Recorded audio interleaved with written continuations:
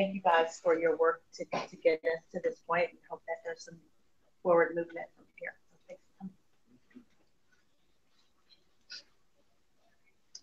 So, Victor, I think you would be next, but we'd love to hear just a little bit, because we probably wouldn't do justice to explaining PolicyLink. So maybe you could tell us a little bit about that before you launch into some of the data and about your role as well. Thank you, Rachel and Pat and everybody. I wrote down this phrase, wonderful arrogance, and I am going to use that any number of times in places. But you're all on notice that I might ask you what it means to you, since Pat has offered it as a mindset for the sort of progressive thinking in the city in general. I love it.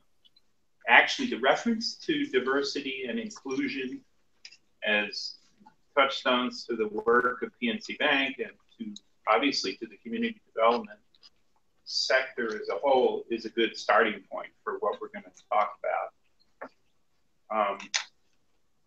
And I'll start by a little bit about how PolicyLink came to be doing this kind of work. And then there's a PowerPoint presentation, relatively brief one, that goes into the reasons we created this website and body of work, which we call the National Equity Atlas.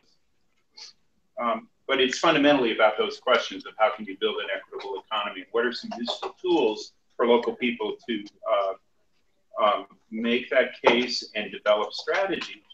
And then there's another presentation, and then there's a few minutes by which we can, I'm facile enough with the technology, which does seem to be working fine, go on the site of the National Equity Atlas and look at some of the data from Indianapolis and talk about it and hope that it stimulates a discussion. And then the goal is, and the time, is going to fly by, so we don't know how much we'll get into this, into some of the strategies for local economic developments that is inclusive.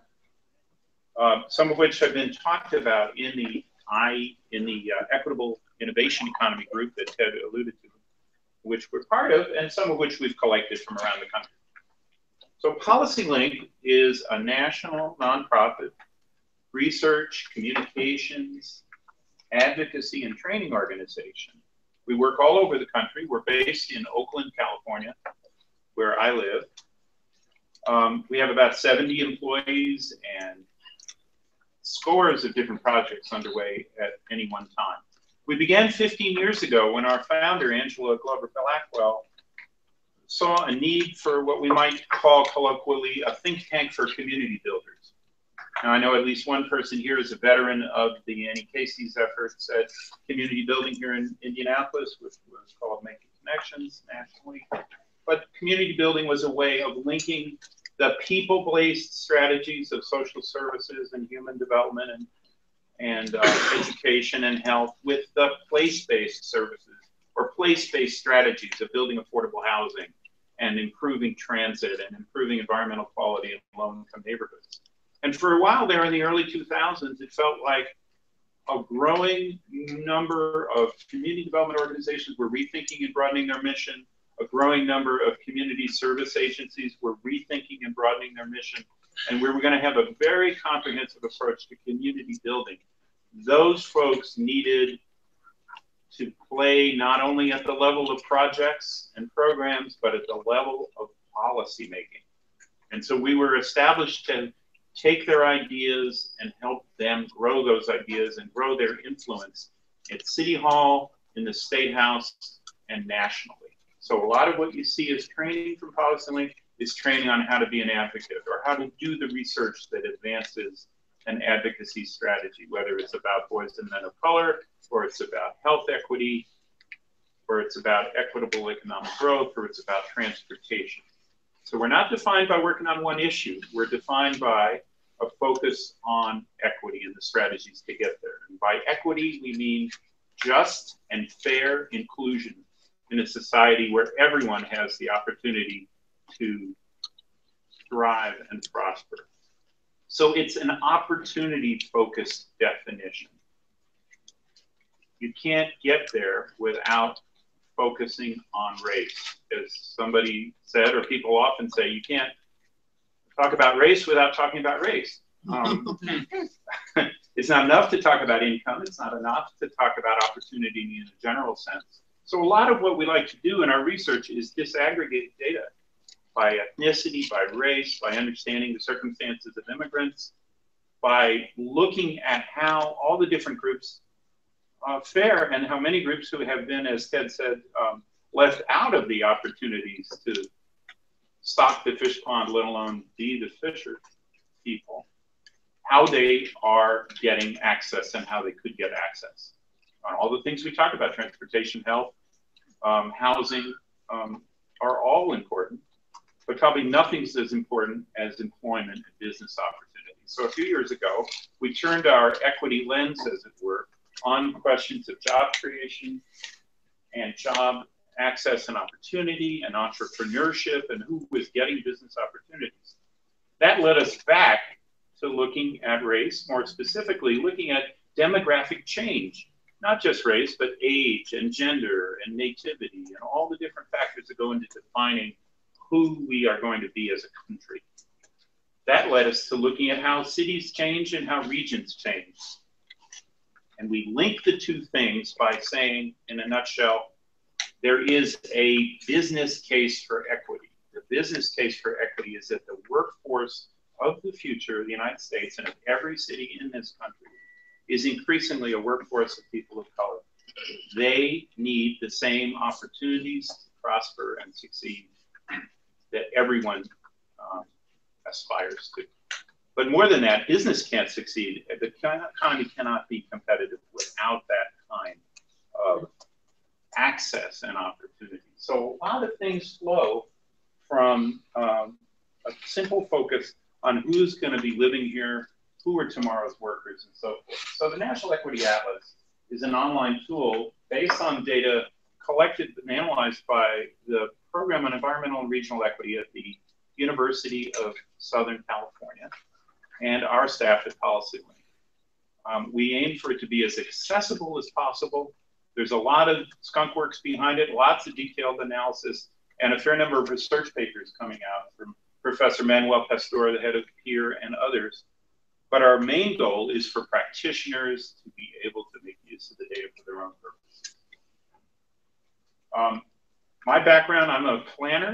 I have a master's and a PhD in planning, former faculty member at Berkeley in planning, been a consultant and a grant maker and a program evaluator.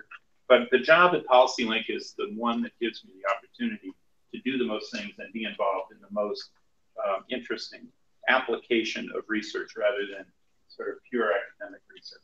So if we think first of all of what it means for the face of America to be changing, you've probably seen versions of this, and the slides will get a little more, rather the pictures get a little more clear when we shift to the online atlas, but just to remind you that the nation is becoming increasingly diverse. The gray bar that's going down is the white population. By 2040, it'll be 51%. By 2050, it'll be 47%. And you can see above them, Black, Latino, Asian, Pacific Islander, Native American, and other. The Latino population and the Asian populations on the national level are growing the most. We'll look at the numbers for India in a few minutes. But this is probably a familiar thing. If you look at the counties of the United States and the percent people of color all combined by county, you see in 1980 that was confined to the heavily African-American areas of the South, the Indian reservations on the Great Plains, and the Southwest with its large Latino population, most of whom, by the way, were not immigrants. Many of whom have been there for, say 350 years, especially in places like New Mexico and Colorado and Arizona. And as the expression goes, we didn't cross the border crossed us.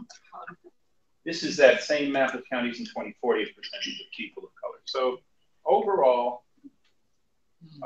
you can see an enormous change. And you can see that beautifully square Marion County right smack in the middle of Indiana there. And a number of other counties that probably mostly correlate with industrial towns around the northern part of the state that have gone to a 50% or 40% people of color by 2040.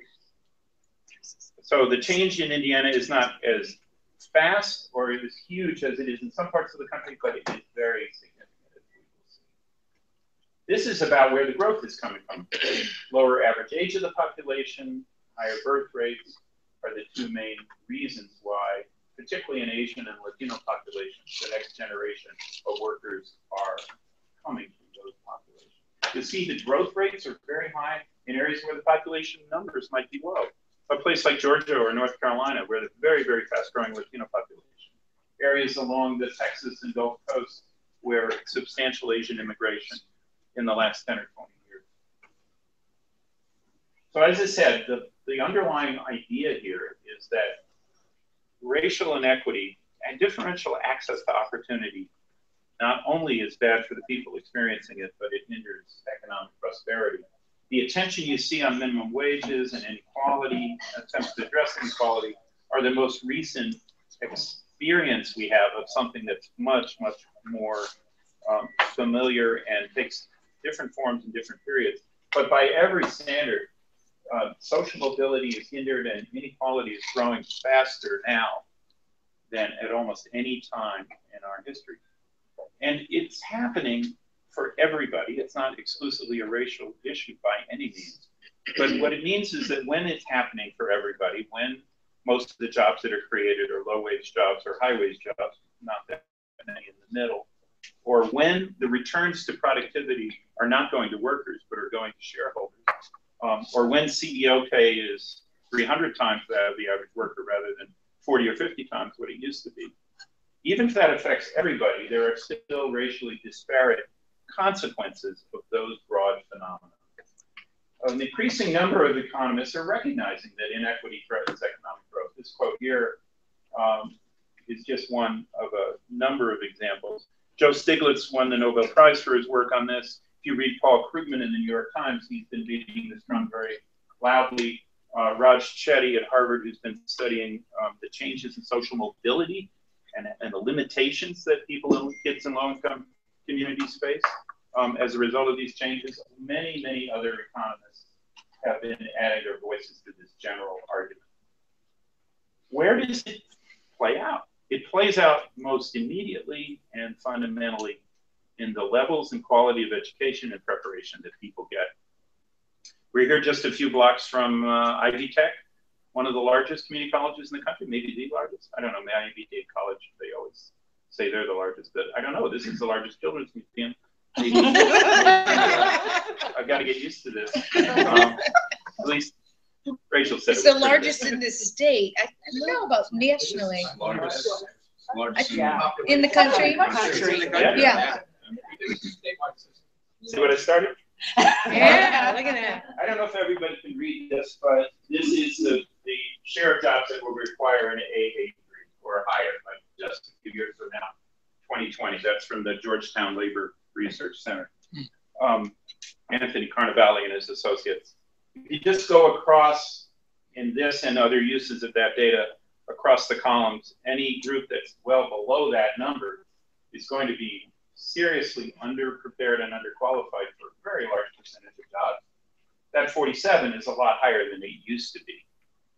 This, here in Indiana, we're in the middle of one of the industrial heartlands of the United States, but you know as well as anybody how many unskilled and semi-skilled industrial jobs were jobs that required skill but not a lot of formal education and training have disappeared. I don't know the numbers for Indiana. In Michigan, it was something like 800,000 jobs lost in the first decade of the century. And for most Midwestern states, the number is up there, 400,000, 300,000. The jobs that remain are increasingly requiring a technical certificate or an AA degree.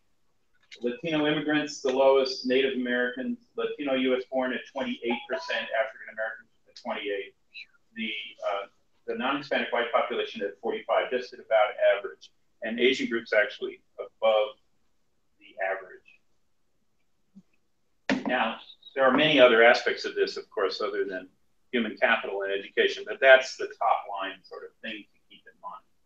If we aim, by contrast, to add a growth model that focuses on overcoming those inequities, it will make our economy stronger in a number of ways. And we have some background research on what redistribution of GDP would look like just if everybody earned a salary profile similar to the majority community, what that would do for overall spending in GDP.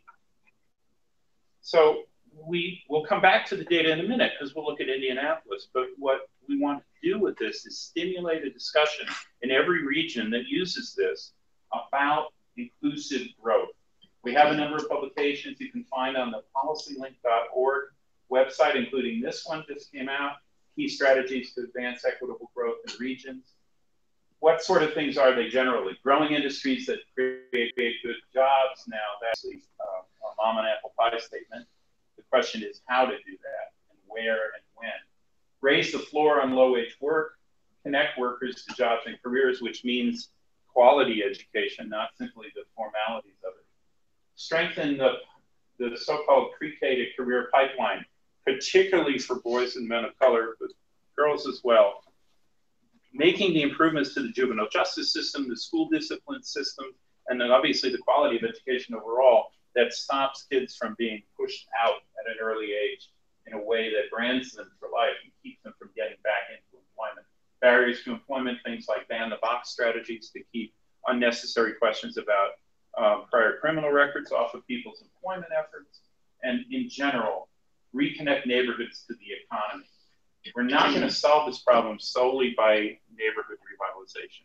This is about having the populations of low-income neighborhoods have access to the full range of job markets that are out there. So there's a million things behind that, and as time permits, we'll come back to them. But know that we hope you will think of PolicyLink and turn to us for that kind of ideas, those kind of ideas and information.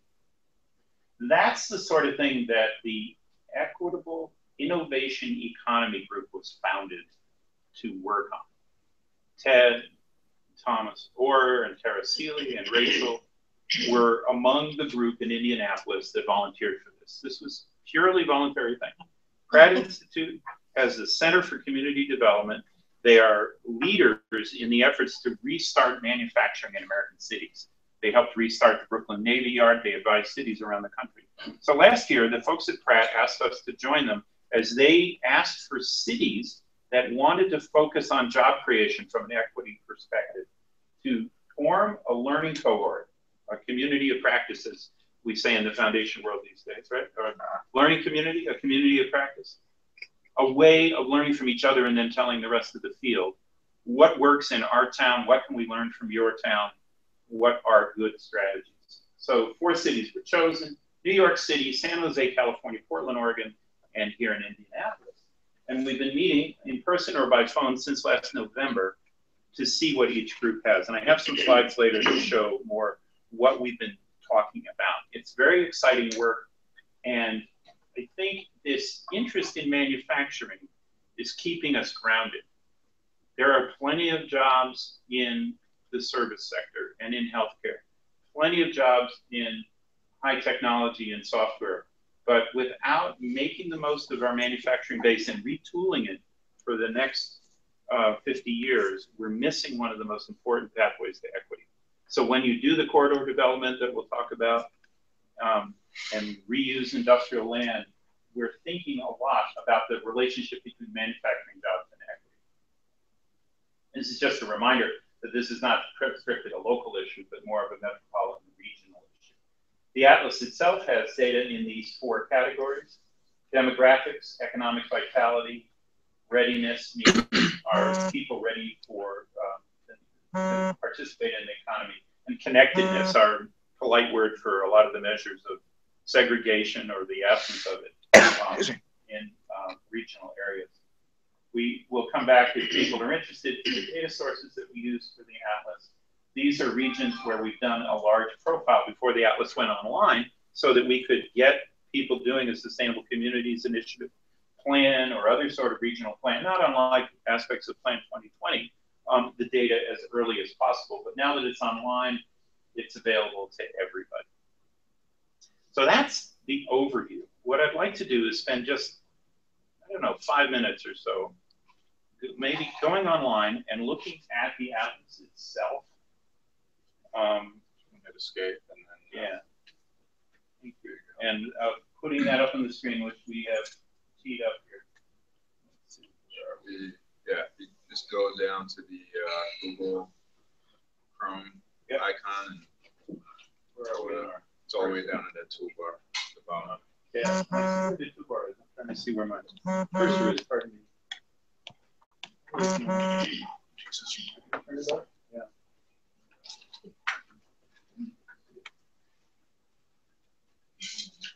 In addition to all my other problems, I am left-handed.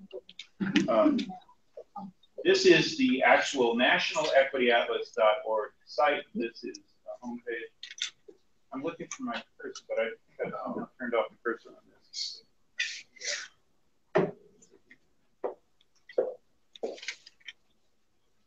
There we go.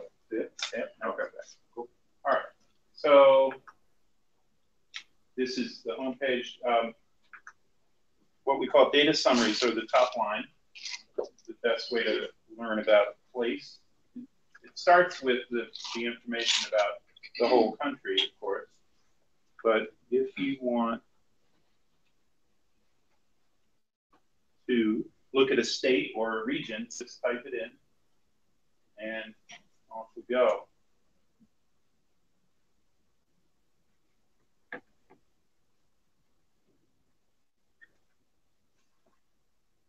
So the top line findings are similar to what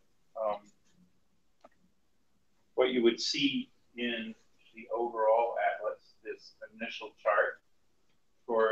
This is about a 9-county region or 10-county region that you use for transportation planning, or the census uses for the MSA.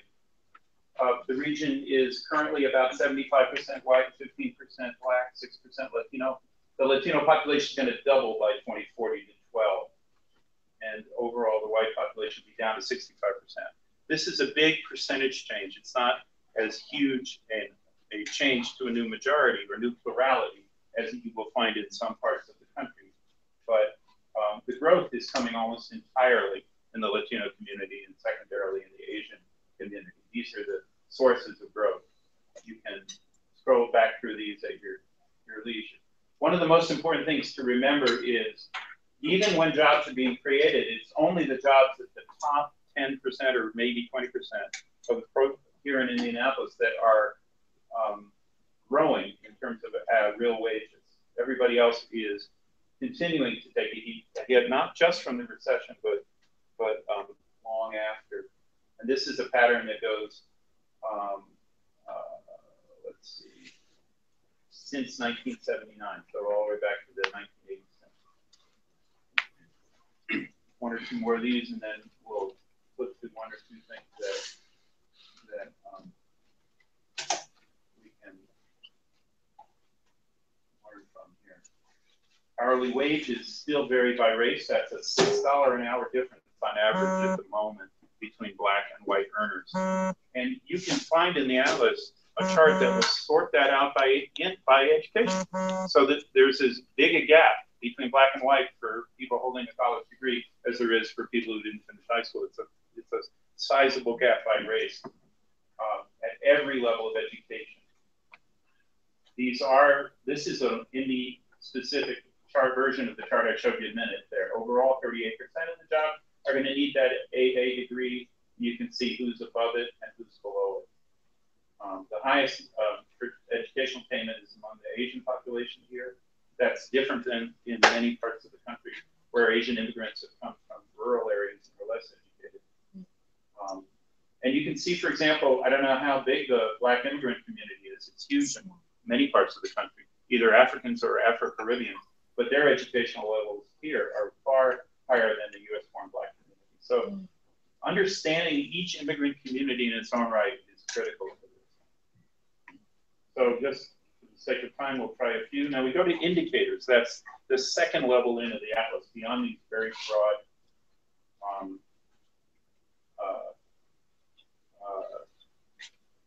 data summaries. Let me just show you what I was saying. Here's that median hourly wage again. You see overall the difference between people of color and white, sorted by education, right? So you can't explain racial income differences, let alone wealth differences, just based on saying, well, folks don't have the same amount of education, because there's still rather large disparities, even with higher levels of education. Take the sum level of college or AA, whites at $20 an hour, overall people of color 15, African American at 15. So that $5 difference is still there. You can't talk about race without talking about race. There are issues to be resolved that go deeper than any one of these variables in their own right. One or two others, and then we'll move on. But I want to get the feel for how hopefully easy it is. Just go to the category, and there's a pull-down menu: wages, income inequality, jobs and GDP growth, jobs and wage growth. One of the most promising messages about Indianapolis, though, is that compared to the rest of the country, you are creating more middle wage jobs than almost any other region. I'm not even sure I know why yet. It'd be interesting to talk about. Not very many high wage jobs, but most of the country has this barbell, this hourglass effect. Most of the jobs are very low wage, the new ones being created, and a fair number at the high end in the fast growing communities, and much less in the middle. So we should talk about why that will be, or why that seems to be. High wage, middle wage, and low wage from left to right. I'm sorry, from right to left. High, middle, low. Number of jobs created over the last 20 years, and the earnings per worker. Now the earnings per worker gone up more at the high end, of course, but this is very different than most of the rest of the country. So that's a good sign, actually. We don't know whether it's just the cost of living, and even the highest paid people are averaged by national standards. If you earned what you earn as a bank president in Indy, you couldn't buy a one-bedroom condo in New York. I'm not quite sure if it's that bad or exactly what it is. But let's. So what would it be in other places? That's you're saying is that 7.2%? It would be low in the middle and high on both sides. Let me try to do this. Let's just look at the same graph for the country as a whole.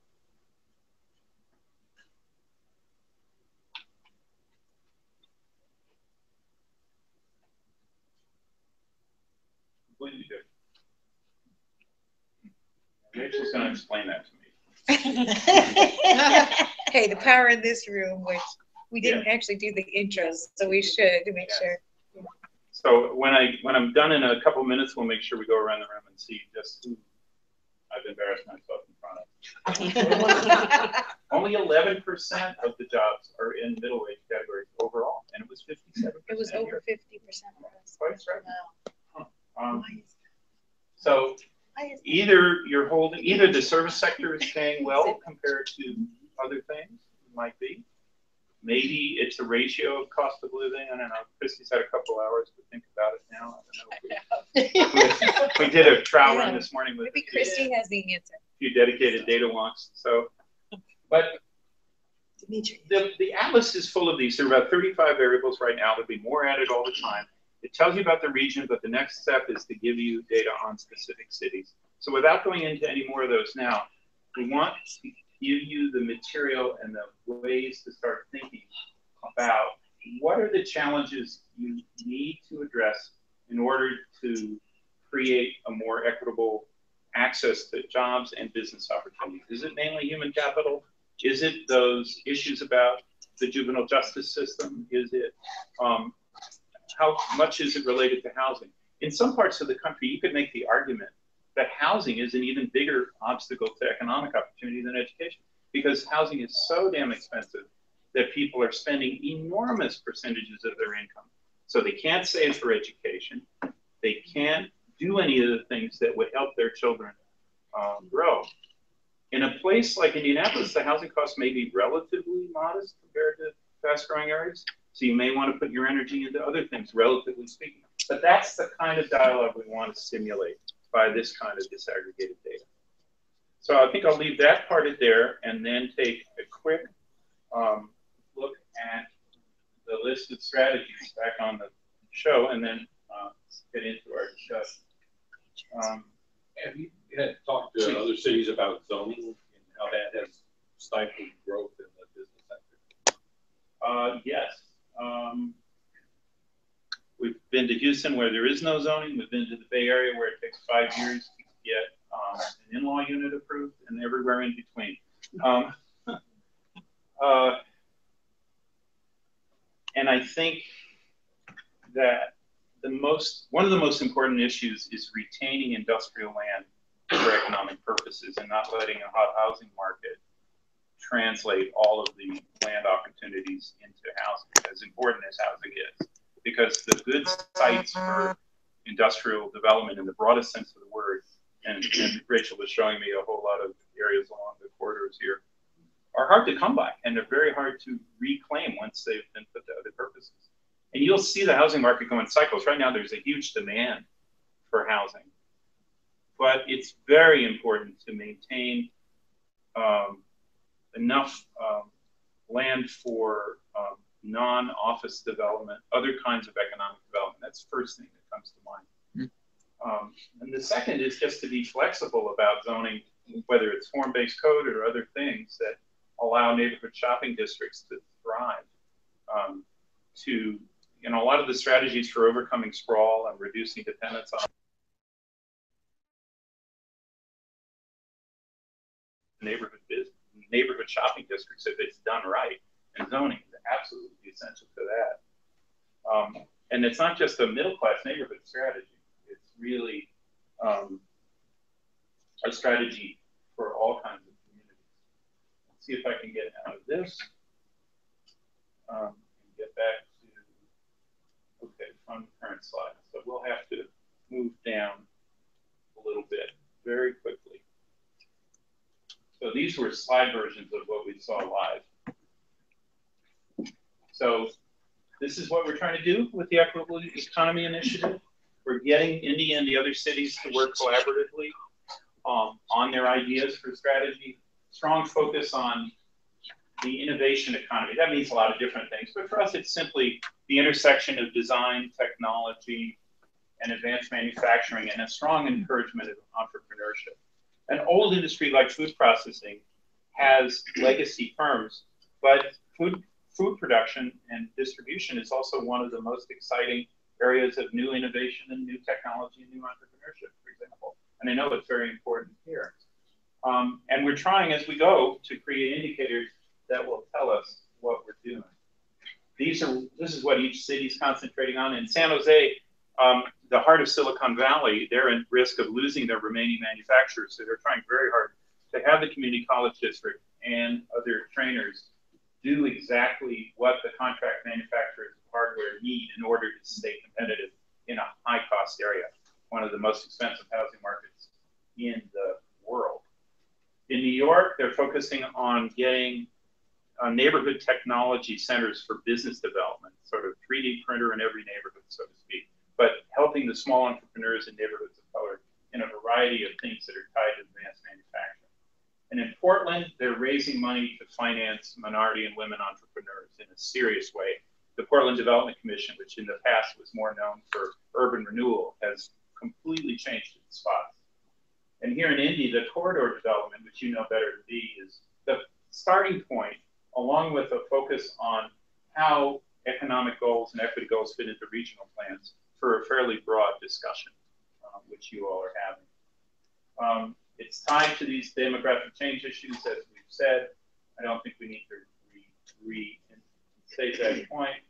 And then the last point I'd make is just that we have a whole lot of strategies we can talk about in the question period.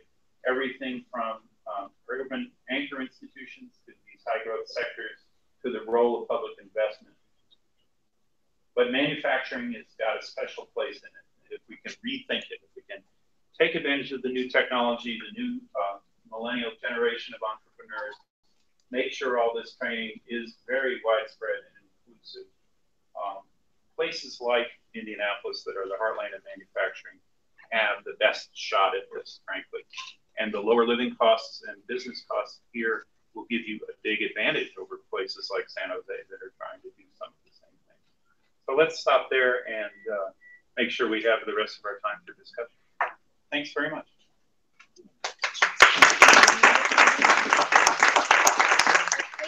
Victor, do we want to go around real quick now that everyone has come in? And may I ask Katie to start first over there? Sure. Katie Brett with the New Indianapolis. We're a community land. Good afternoon. Andy Brasher, the Executive Director of the Indiana Association of Community Economic Development. We're a statewide organization. Andre Johnson, 100 Black Man in Indianapolis. Is that Brian McLeish? That was there from mayor's office. I'm Molly Jeffers. I'm the Love Indy Project Manager. City Benedict Gibson, I am the Chief Project Manager. And I'm Jeff with the Gap Institute. Being out from Stewart today, Bob and Electoral. Jesus. Alicia Collins, Community Collaboration Manager at the Central Indiana Community Foundation. Priyanka Merritt, I'm a research analyst at the Indiana University Public Policy Institute. Beth Castleman with the Clues Fund, Project Foundation in Indy. So we want to go next? Oh, Here we okay. Anna Hale, Race Relations Network in American. The Kepler Institute. Alvin, Kepler Institute and Academy Media. Russell Palmer, intern at Academy Media and the Kepler Institute. Our supervisor. How's it going? Data Guru, Rachel McIntosh, PNC Bank. Pat Gamble Moore, PNC, and thanks KI and Pepper for your technology today. Christy Gillespie with United Way Central Indiana. Anthony Bridgman, Children's Museum. Jeff Miller, strangely the sole city council person here. I'm ecstatic to hear this information. You have to put the inclusive growth strategy slide back up again. Sure. Get a better picture of that. That should be our guidelines for the city. That was incredible. Will you be sitting out there? Let's just quit right now. I'm not going to get any better. Well, we wanted to allow for some discussion and to really dig into this. It's so much, and certainly we can pull up additional data as we have our discussion here. But would someone like to kick us off for a discussion question? I mean, I guess we could start with just at least pondering this issue of how are we far beating the odds on middle wage employment. So. I think it's a definition would be a question. We have a rebound in our economy where heavy manufacturing economies, so theoretically, there would be middle income jobs. Maybe classify these two Stopped in 2012, so it's not so much about the recovery, but that was the first thing That that was my occurred to first me, thought and then too, I remembered that it's we not have 3 years had, old. light Well, manufacturing coming back. And, but that's true. I guess maybe more so in the last 3 years than 2012. I think a lot of us are Indianapolis focused, and it's a metro number. So maybe Was that the MSA? Hamilton County growth. That was MSA. Okay. That's a good point. There you go. So the next round here, and actually I hope that Plan 2020 and anybody who has a multi-county focus, is Plan 2020 multi-county? No, it isn't. Okay, so sometimes the data on big regions like MPOs, 9-county regions, whatever this one is, have to be disaggregated in order to see whether there's a trend in the suburbs or the exurbs is different. I don't know the area enough to say, but very important to consider. There's some heavy logistics and some of those mid-wage jobs have increased because they've had trouble hiring, but we've seen increased wages in the warehouse. Right. So that's been one since 2006. Were there any labor shortages that might have led to upticks in wages compared to the other ones? More so the last 5 years than in the previous years. If the racial differences don't get any better, even when the wages get better, does that surprise anybody, or is there any reaction to that? Because there's no evidence that the wealth gap or the income gaps are changing by race, at least as far as I could see. It would probably be more unusual if it was. But I would encourage you to look at the work of Ron Brownstein in the National Journal, because what he's doing is he's taking this data from the National Equity Atlas And then he's going to the extreme places. He's saying, okay, so here's the difference between Latinos and whites on college going. Let's go to the city that did the best and the city that did the worst and see what happened there. Or let's look at a wage differential on skilled workers and go to the place where it's the smallest, where it's the largest. So it's actually a good question for him and for anybody who's digging deeper into this. My question on the issue is the race difference, not the education difference. Do you find any particular cities that have managed to reduce that disparity, really on the question of race? And if so, how did you do it? That is kind of the central question to a lot of what we're trying to do, and I don't really have a good answer yet, or I don't have good examples. Anywhere in the country? No, because the places that have taken this seriously are the high growth, high cost places where they are doing the right things, it would appear, but they have yet to show statistically significant progress. It's just too big an issue. So Seattle, Boston, San Francisco, where recognition of the issue is not the problem. Majority of city council members or board of supervisors members doing what they can with their admittedly limited budgets to try to target funds, say, to boys and men of color or to the right kind of training. Very broad definitions of human rights and equity. But if a studio apartment is renting for $3,000 a month, you have labor and housing imbalance issues that are going to make it very, very hard to change. And if young white kids are coming from all over the world to work in your industries, the pressure to hire local kids, local communities of color, residents, become even harder. So I think what's happened is the recognition is strongest in the places where the counter pressures are also the strongest. So I can talk about Minneapolis, St. Paul, or Seattle, or Portland as places that are taking the right steps, but I don't know if I can say where the gaps have been narrowed that much. But I want to go back to Brownstein's pieces and see if he's identified a few that are good starting points. What journal is that in? It's called National Journal. And so it sounds like, if I'm hearing this correctly, there are currently no statistical examples anywhere in the country that show that the income gap, grounded in race, not education, has been reduced by anything that's measurable. No, I don't want to go that far. I'm just saying I can't pull up the names offhand or the reasons or the strategies that are happening. I think they're relatively infrequent. So Indianapolis has an opportunity here to lead absolute category other than the ones that we have. Yeah. And if you think of what you're right, if you think, in fact, you know, in Minneapolis, the challenge is exactly that. Despite all the policy, the statements so far, the racial disparities in Minnesota are actually the highest in the whole country. So it's not even a question about what you generally think the attitudes are about race or something like that. It's a much deeper set of structural racism played out over generations that has to be overcome. I don't want to sound that pessimistic, though. So it's more that I can't put my finger on things the way I should be able to. But we'll be told. Yeah. Yeah.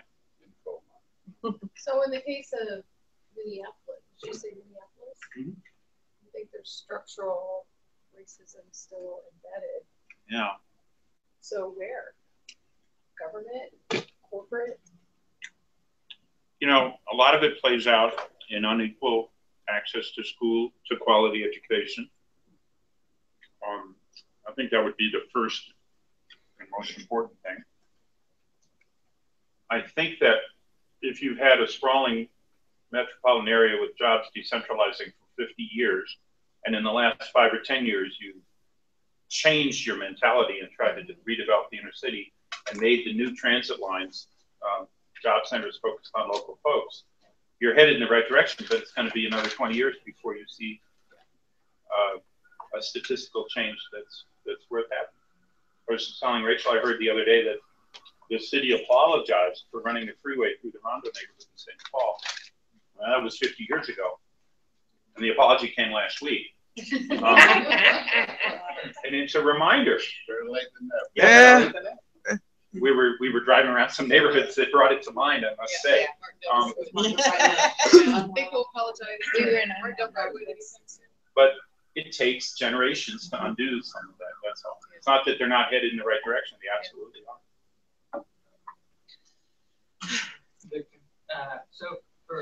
We've been, as a result of this work, we've been really thinking through how we measure our success differently. So as we just unveiled a new strategic plan, all these different metrics associated with that. And to me, this just underscores how difficult it is to actually measure whether or not you're being successful at what you're trying to do. So we can do it, and I can tell you what we've done in terms of our program metrics. We talked about that before. But then on a larger citywide level, one data point that you didn't really include in your presentation that really strikes me. So I asked John Marin from the Public Policy Institute to pull this. This is the net migration of Marion County from 2010 to 2014. And so from 2010 to 2014, we lost 9,600 people that were domestic born, and we gained 11,748 people that were international born. So the net migration in Marion County was 2,079 people. The problem with that is that when you talk about race, foreign born and race gets really interesting. If our county is actually growing primarily because of the foreign born, and that muddles how we measure whether actually we're being impactful to the population still here right now, and it changes. Anyway, it gets really complicated. So I just wanted to put that to you. This is limited by what databases are available nationally at the regional level, or can be aggregated up to a regional level. Every region that takes this on needs a neighborhood indicators partner, or 2 or 3. I mean, you have that here in Polo Center and Savvy, the groups you're mentioning, some of the others. And the critical thing is to develop your own particular use of institutional data for these purposes.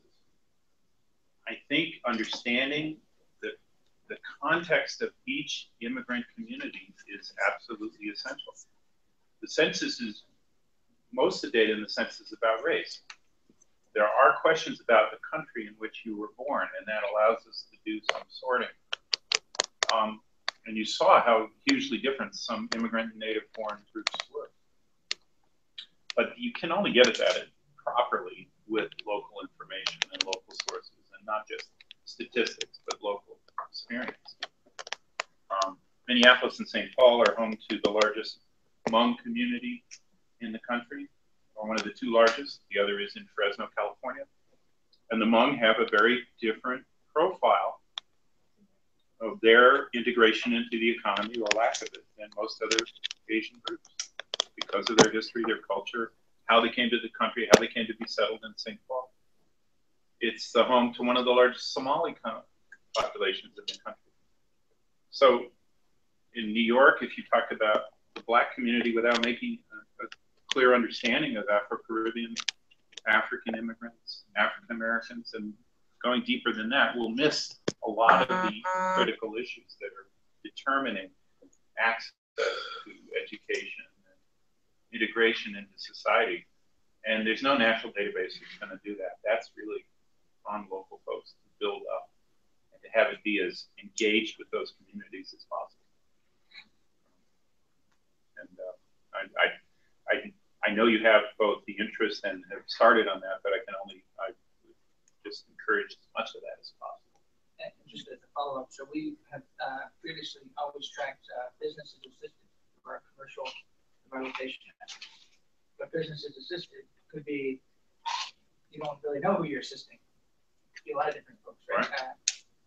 But then, so now we're tracking minority business enterprise as well as WBE and BBE. Well, even then, if you just go minority, well then you might actually be capturing that influx of folks that's coming in to the county, not actually capturing the folks that you're trying to help at the neighborhood level. So it's really, really parse it. Sound like job creation opportunity.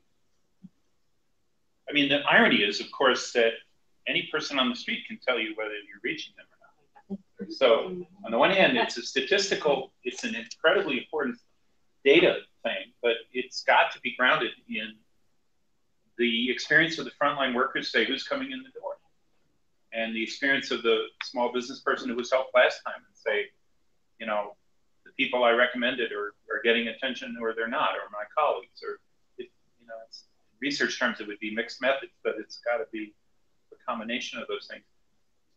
And in the world of business support, that isn't taken for granted. It's not like a lot of community development. There's a strong disinclination to collect data about race. It's more like these business owners don't have time to tell us that, or they'll be annoyed by this question and leave, or wait till they're profitable in 5 years and then we'll ask them. Or there's a set of things that make it an important human exercise to establish connection with the small firms and the business support organizations to get more information. It's not just we want a data point about what race the people you helped are. It's what can you tell us about their experience? One of the most important ways to raise, most of the important ways to raise capital among immigrants and other communities sometimes as well are informal lending circles. If you don't understand how capital circulates in a low-income community, you'd be very hard-pressed to make a meaningful impact on it from a mainstream institution. So it is a job program for the right kind of researchers, but they should be very grounded in those communities. I think the difficulties coming in, the misunderstanding of the impact diversity has brought to the corporate community. I think that's a lot of it. Yeah.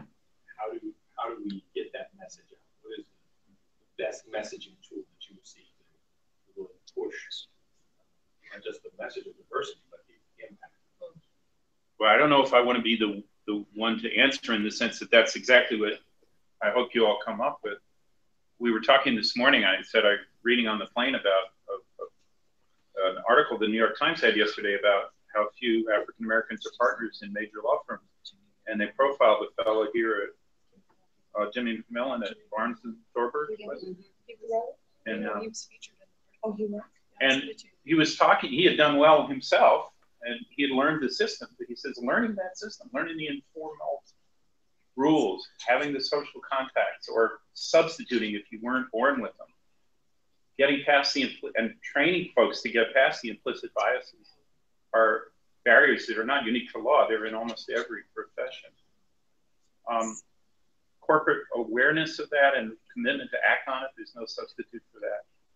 Awareness of the demographic change and buying into just the core notion that it's in our interest to have a well-trained workforce. I hope there's a lot of peer-to-peer work, a lot of peer-to-peer education and pressure, as well as a lot of outside pressure. But everybody's got to come up with their own strategy. Folks will say in Indianapolis, the political culture is much more conservative than these fast-growing cities on the coasts. You wouldn't use the same language. So the question is, what language do you use without wanting the point beyond recognition? Yeah, and we'd love to work with you on that and make sure everything fits. Could you touch on one of the indicators I think you spoke on earlier was around people and their connection to opportunities and something to that. Mm-hmm. Could you elaborate on that a little bit? One of the main reasons transit-oriented development is so important is that both because of the jobs that can be located near transit and the housing, it becomes a big opportunity to put a larger share of jobs in the region within reasonable commuting distance of more people and more diverse people. And so when we see transit lines being built, it doesn't have to be fixed rail lines. It can be bus rapid transit, it can be all kinds of ways in which it's expanding. You want both them to be anchors for neighborhood development, but you want them to contribute to increasing the percentage of jobs that are within a half-hour or 40-minute commute, and then organizing the training in high schools and community colleges for the jobs that are accessible by transit.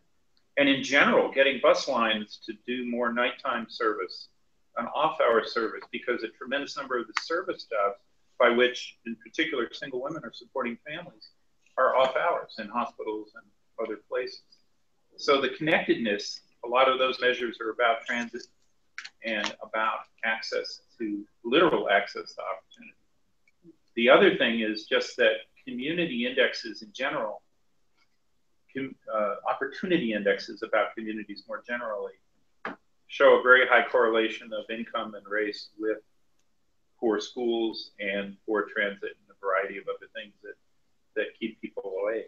So it'll vary from place to place, but there's a very strong transit equity movement in this country over the last 5 or 10 years, focused on just these points, whether it's improving bus systems or it's making the fancy new rail systems home to a mixed, affordable housing, a mix of housing and jobs that people can get access to.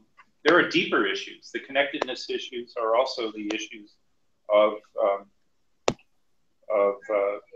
criminal records following people, even minor criminal records, following people and keeping them from even applying for jobs. So there's a whole set of issues there, which you're probably very familiar with. I don't know if we don't have the data yet that we want on that in this database, but it's a major focus of our work in other ways.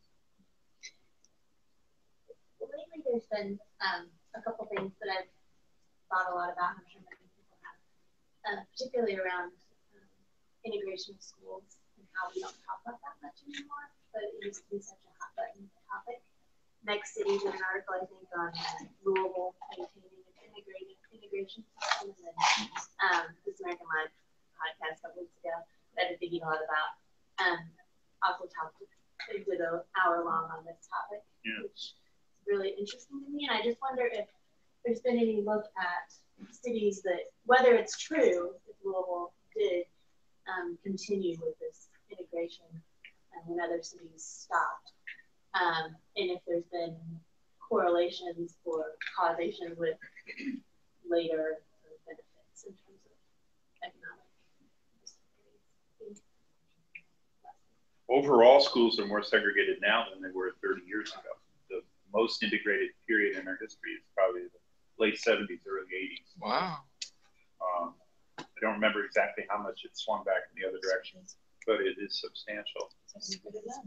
It's a function of housing patterns and the lack of inter-district busing for integration, except in a few regions in the South that had court orders. Wake County, North Carolina is a really interesting case also. When the Tea Party couldn't control the school board, and they pushed back on a busing program that had been working pretty successfully by most accounts for decades. So there are a few other cases, mostly in North Carolina, Kentucky, where metro-wise programs are being shut down. But it's a larger function of the resegregation by race in the suburbs as much as anything else. And the distances that are involved, it can make it hard to create magnet school strategies that are bigger than a few neighborhoods. Having said that, a very important policy change came out a few weeks ago. The Obama administration released the affirmatively furthering fair housing rule.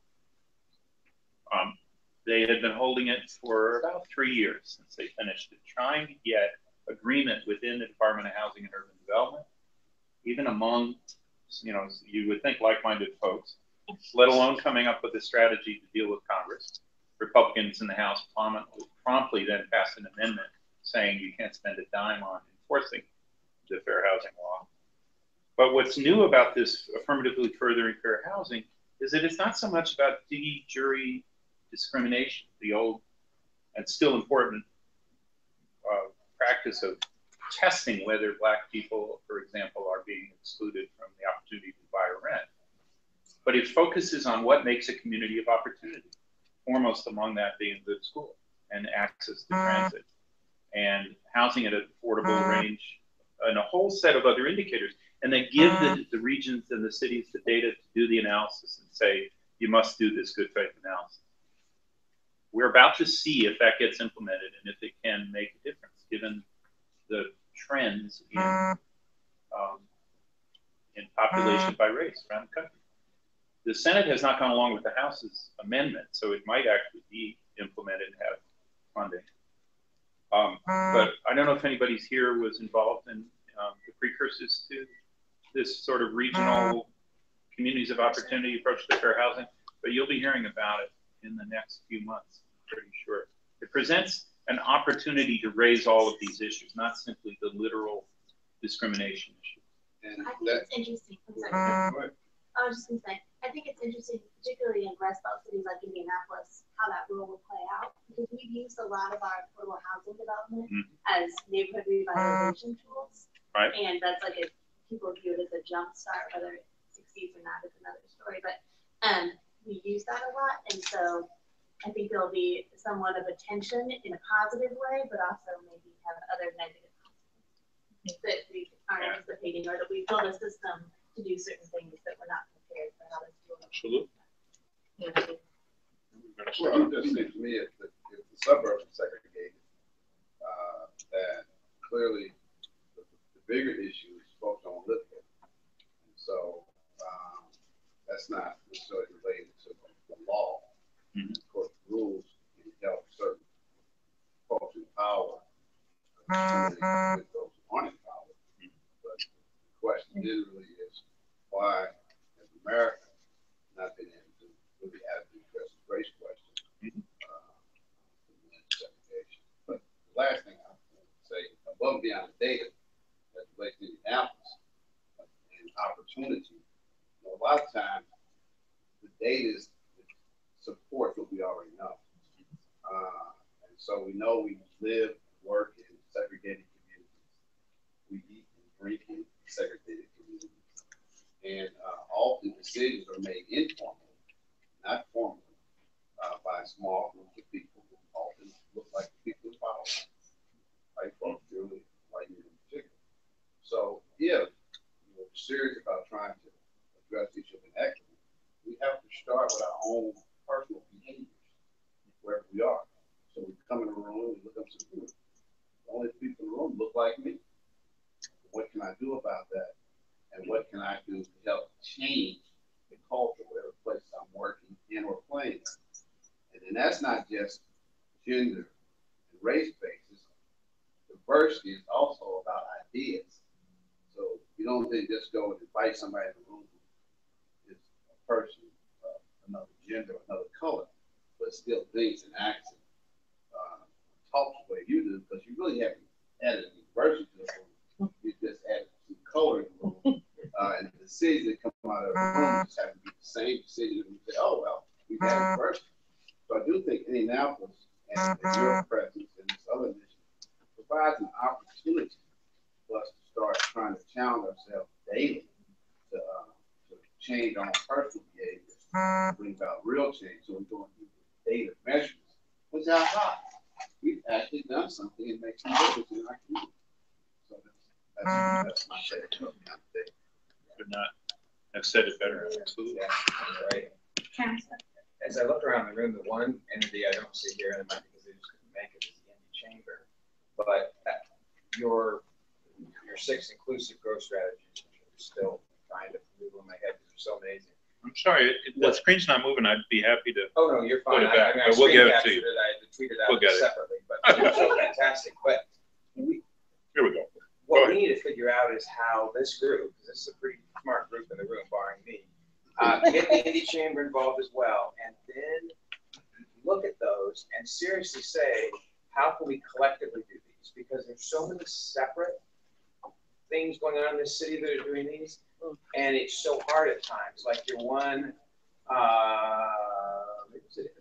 yeah, there were 2 different versions of this. Yeah, there was, and it's okay. You don't need to go to it, but it mentioned pre-K, for example. We had a ridiculously hard battle to build a business case that we need pre-K in our city. We got there, but it was ridiculous. PNC was very helpful in that as well. On your number 5, we've done some ex-offender reentry things, Councilor Osley, but again, ridiculously difficult. Right. I think what we didn't have was the entities in this room, maybe not even people, the entities, all saying together, yeah, here's an incredible, and how it connects. I think that's what for me was the big aha, and I went, yeah, when you are dismantling the barriers, when you actually connect the neighborhoods where people need to work, when you raise the floor and low wage work, we just had this retail workers bill of rights, which was interesting in concept, didn't do anything in reality, but raised a discussion about people comparing a welfare check to a 40-hour-a-week check and going, I can flip a coin on this now. That's messed up.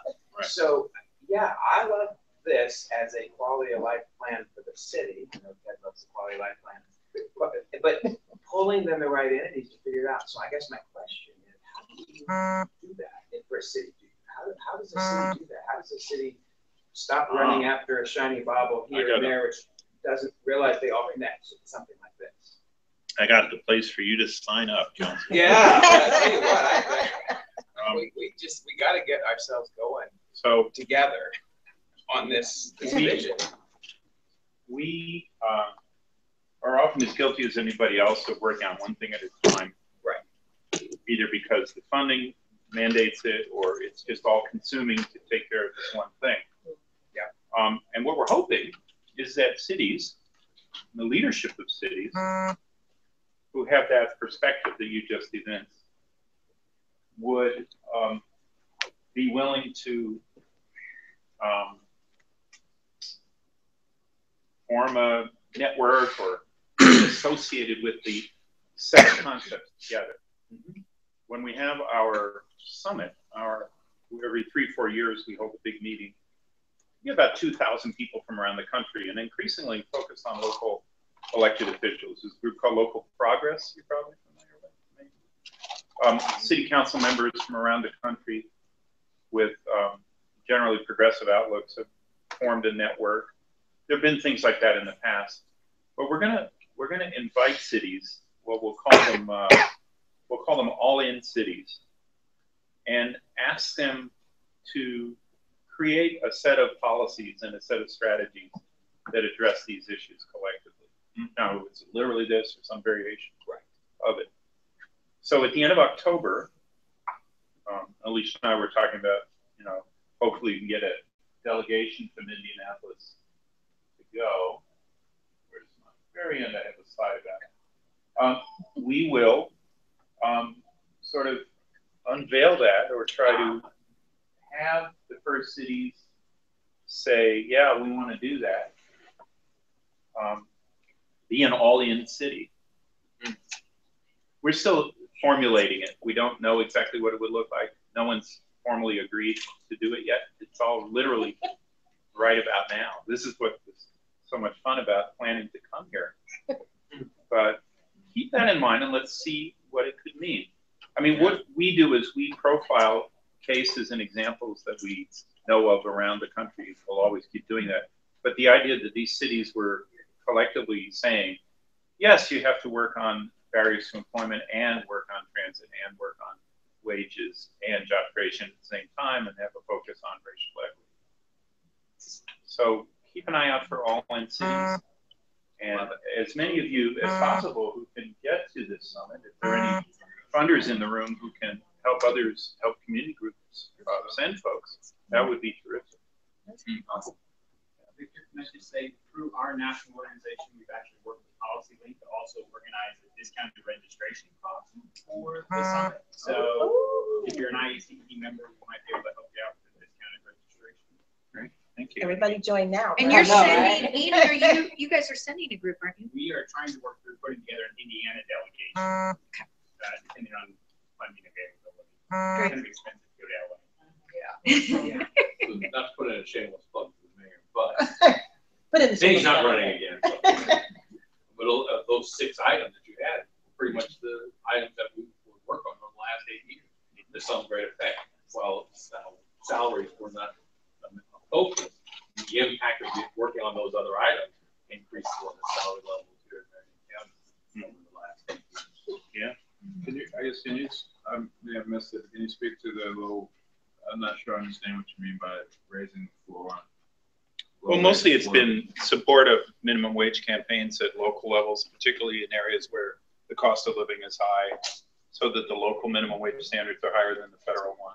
So 15 an hour has become a common rallying cry, particularly in high-cost cities.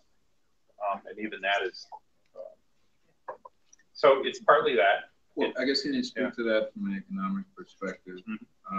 The argument against the minimum wage is always, you know, I mean, it's basically, it's demand for labor, the match between the labor and what somebody's willing to pay for that labor, skills gap, and then how it would impact a consumer.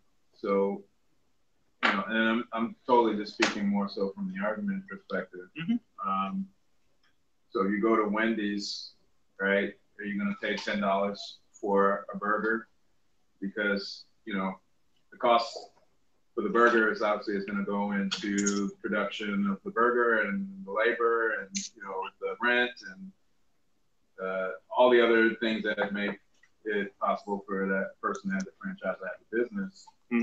So I guess what's the truth? What's the fiction with that, with the particular argument of, well, if you're going to pay workers more, then the impact on the Wendy's operator is, well, I'm going to have to, if I have to pay folks more artificially, it's not based on, you know, the market for that particular hour of labor, then, you know, my costs are going to rise. So either it's I'm going to have to pay, this person is going to have less hours, or I'm going to have to less labor, or I'm just going to have to just pass the cost on to everybody. So, I mean, what's the status on that? There are reams of debate about this, but a few things to keep in mind. You know, labor unions are very good at this, and when fast food workers or others, home healthcare workers and others who are not organized, don't have someone to do the research, there isn't quite as much that shows, only because it hasn't been done yet, but the big reason wages have stayed low is because the productivity gains and profits from various businesses, the share that typically goes to labor has gone down. It's not as though and this is an attempt to reclaim that, but it may only bring it back to where it was in the 1970s as a share of revenue and a share of what we'll call productivity gains. But that's one part of this. The second is that minimum wage was largely touted as a teenage wage or a wage for part-timers or pin money or some other kind of dismissive characterization. One of the reasons this is so critical now is because the majority of people earning that are adults supporting families. And so it raises a broader question than it would have when the work itself was more contingent for people and they were a lot younger. The third is there's very little actual evidence of jobs being lost because of wage increases of this sort. It's talked about as an economic theory, but in this particular case, there are so many other costs of doing business besides this marginal increase in pay that it's not clear how much is going to actually be lost. And the fourth is maybe we should be paying a little bit more for a lot of these things. Many of the industries are not fast food. Many of them are like huge contractors for home health care aids, where the profit is based on government payments that are largely guaranteed. There's all kinds of minimum wage work, which is not the image that the conservative economists are going to trot out. And if you put those people up against the discipline of the market, they'd have a whole lot of other things about their business model they'd have to change as well, including where most of their money comes from. And it's no coincidence that a lot of the efforts are based on looking at industries where the source of the revenue is often Medicare or Medicaid or government money in the first place. So I'm sure the fast food industry has its own inequalities, but even there, you're seeing adults, middle-aged folks, people supporting families, trying to make a living there. I think that's a qualitatively different thing. But you raised a good point. We're going to have to bring you back to talk about wages. But thank you, everyone. Let's thank Victor. Thank you, guys. We'll also come to the larger panel, citywide discussion later today at the platform hosted by LISC and all the partners here today from 4 to 6. We'll have a panel responding to this, and please add in. I think Mike Huber is going to be there. Good. Yeah. So we're hopeful the chamber is going to be there. But yeah, we pulled this together in short order, so we're so glad you're here. Please tell others, and we'll keep the conversation going. So thanks. Thanks to the children. Thank you. Thank you, KI. Somebody was watching this the whole time. It is live stream.